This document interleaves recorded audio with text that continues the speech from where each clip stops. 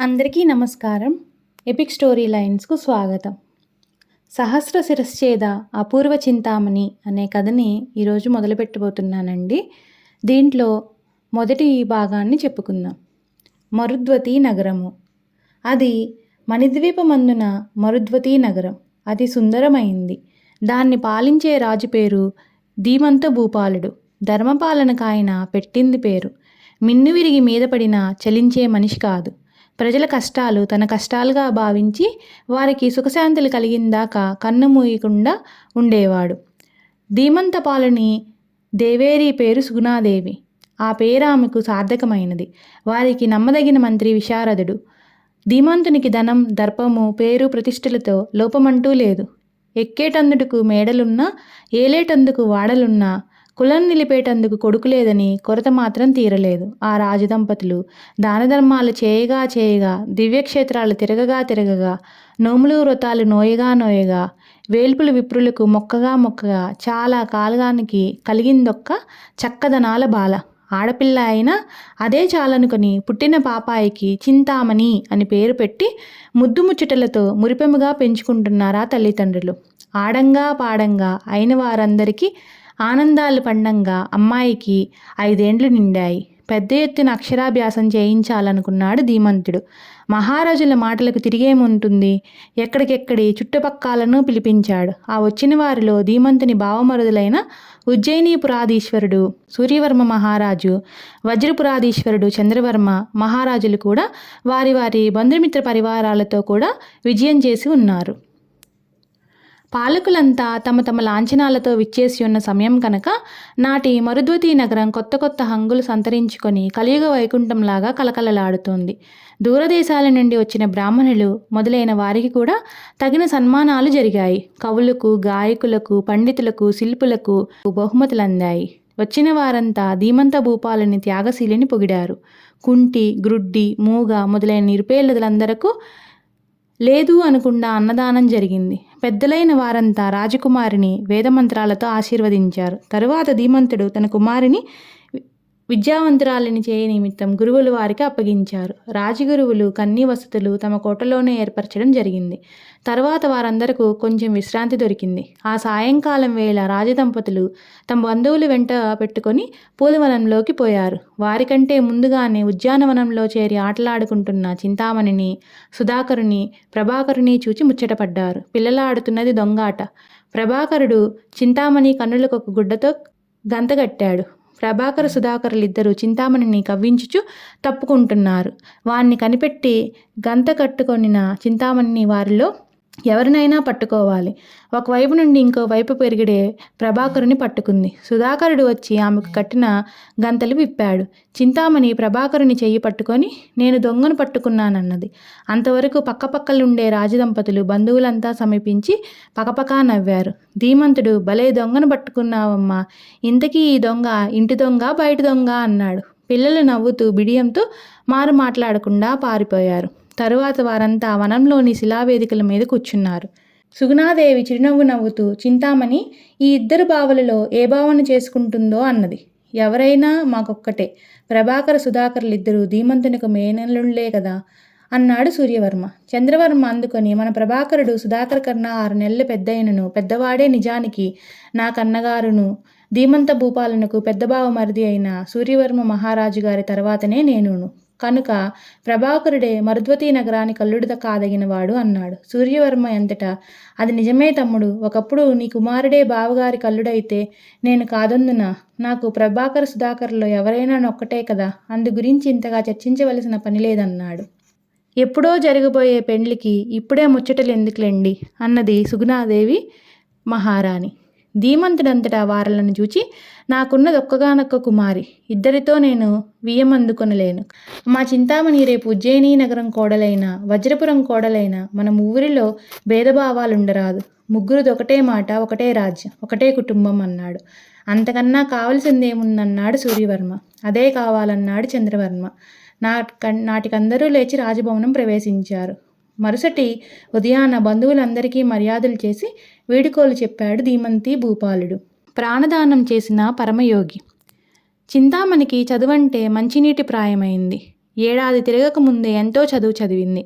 ఎంత గొప్ప పుస్తకాన్నైనా ఇట్టే చదివి అర్థం చెప్పడం, విమర్శించి మాట్లాడడంలో చాలా గొప్ప దిట్టయింది. తండ్రికి కొడుకైనా కూతురైనా తానే అయినందుకు, చదువులో ఎదురు లేకుండా ముందుకు పోతున్నందుకు ధీమంతుడామెకు రాజ్యాంగ ధర్మాలు, యుద్ధ వ్యవహారాల రహస్యాలు కూడా నేర్పించాడు. అంతేకాకుండా కత్తి పట్టడం, సాము చేయడాలలో కూడా చింతామణి ఆరితేరింది. ఆ తల్లిదండ్రుల ఆనందానికి అవధులు లేకపోయినాయి. అయ్యవారికి ఘనమైన గురుకట్నం లభించింది. చింతామణి అందచందాలు, చదువు సంస్కారాలు, గుణగణాలు చూచిన రాజకుమారులంతా ఉబలాటపడిన మేనరికమున్నందున మన ఆలోచనలు సాగవనుకొని ఎక్కడి వారక్కడనే సర్దుకుంటున్నారు. ధీమంతుడు కుమారికి వివాహం చేయాలనుకుంటున్నాడు.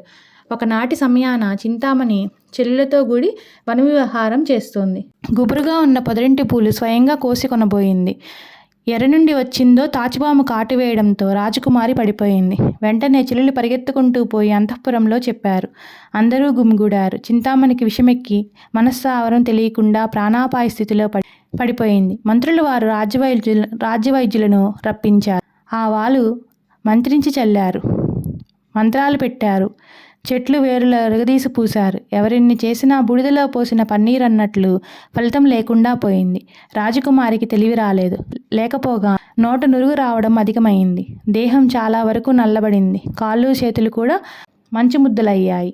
చింతామణి బ్రతుకును గురించి చెప్పలేమంటూ పెద్ద పెద్ద వైద్యులంతా పెదవి విరిచారు. ఆ మాటలు విన్న సుగుణాదేవి, అమ్మో, నా చిట్టి లేకపోతే ఇంక నేను ఈ భూమి మీద బ్రతకడం ఎందుకు అనుకుంటూ గోడుగోడున ఏడుస్తూ నేల మీద పడి బాధపడుతుంది. ఆమె దుఃఖాన్ని ఎవరూ ఆపలేకపోయారు.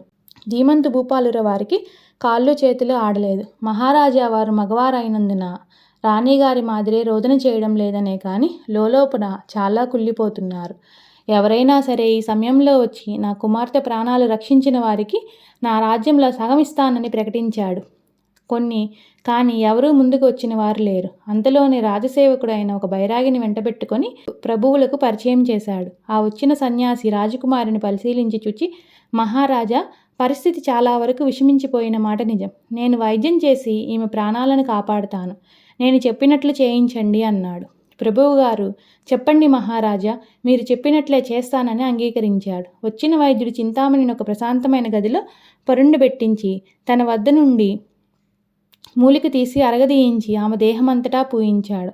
తన దగ్గరున్న ఇంకొక పొడిని తీసి ఇచ్చి నిప్పుల మీద దీనిని వేసి పొగపట్టించాడు. ఆమె లేచే వరకు మీరెవరునూ లేవవద్దని కట్టుబాటు చేయించాడు.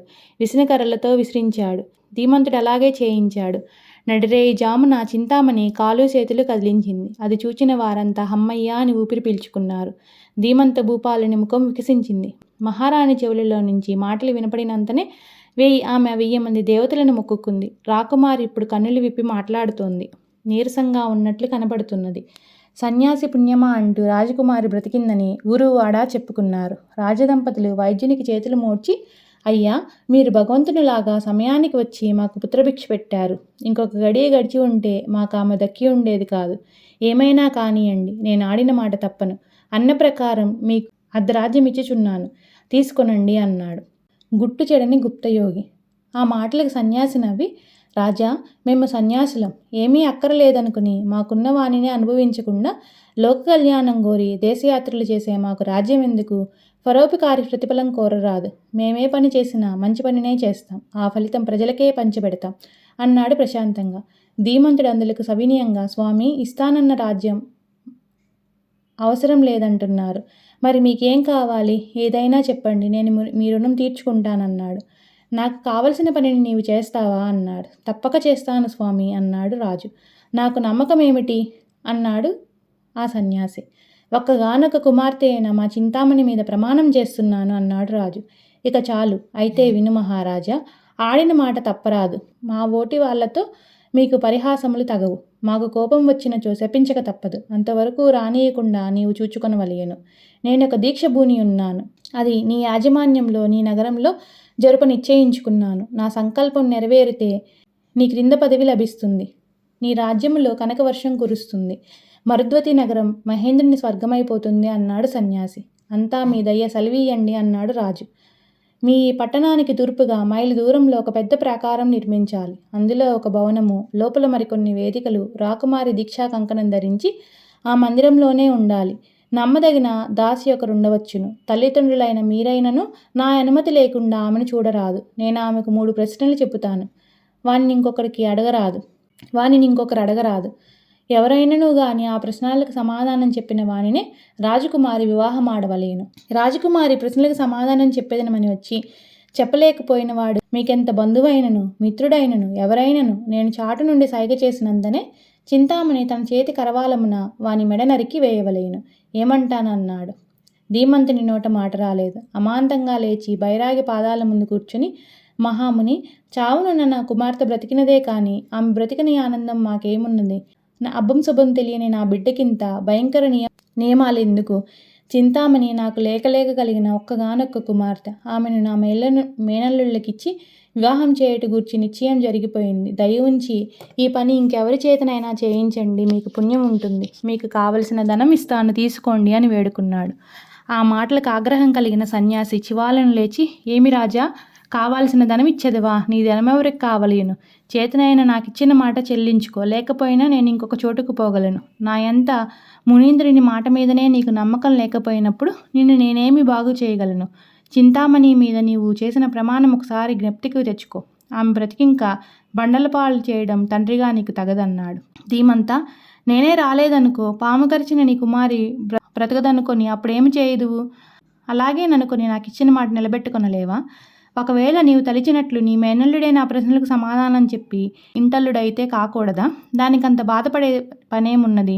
నేను ఆమెను బ్రతికించాను. నువ్వు చేసిన ప్రమాణం వలన ఆమెకు అపకారం కలగడం నాకు ఇష్టం లేక ఇంతగా చెప్పాను. ఇక నీ ఇష్టం అంటూ 2 అడుగులు ముందుకు వేశాడు బైరాగి. మహారాజా అమంతంగా మునిపాదాలు పట్టుకొని, స్వామి, మన్నించండి. నాకేదో భయముగానే ఉన్నది. అయినా కాదనలేక మీ నిర్ణయానికి బద్ద నడుచుచున్నాను. మీ ఇష్టానుసారంగానే చేయించండి. రేపే పని మొదలు పెట్టించి మీరే దగ్గరుండి కావలసినట్లు ఆ భవనం కట్టించుకోండి. ఎప్పుడెంత ధనవసరమైతే అంత తీసుకొనండి. ఇక భారమంతా మీదే అన్నాడు. స్వామి గడ్డం సవరించుకున్నాడు. మహారాణి మౌనంగా అంతఃపురానికి తిరిగిపోయింది. అయ్యా, తెలియక నేను అడుగుచున్నాను. మీరు వేరుగా భావింపక మీ ఊరేమి, మీ పేరేమి, ఏమి చేయుదురు మొదలైన వివరములు సెలవీయ ప్రార్థన అని అడుగుతూ నిలబడి ఉన్న రాజుతో ఆ సన్యాసి గంభీరముగానే, ఓ ఈ రాజా, నేనొక మునినని తెలియచూనే ఉన్నది కదా మహా తపస్విని. నేనిప్పుడు ఒక కార్యార్థిని. మాకొక చోట నివాసం అంటూ ఉండదు. సన్యాసి ఎచ్చటను కాపురస్తుడు కారాదు కనుక మా కూరు పేరులుండవు. ఆయనను పిలిచుట కంటివి కనుక నన్నిప్పుడు గుప్తయోగి అనవచ్చును. మీకు ఆ పేరెందుకు వచ్చిందని కానీ ఇక ఏ వివరములు కానీ మీరు అడగరాదు, మేము చెప్పరాదు అన్నాడు. బైరాగు ముని అయినందున శపించునేమో అన్న భయంతో ధీమంత భూపాలుడు ఏమీ తిరిగి ప్రశ్నించగా సన్యాసి చెప్పిన వాటన్నిటికీ తలవంచి సరేనన్నాడు.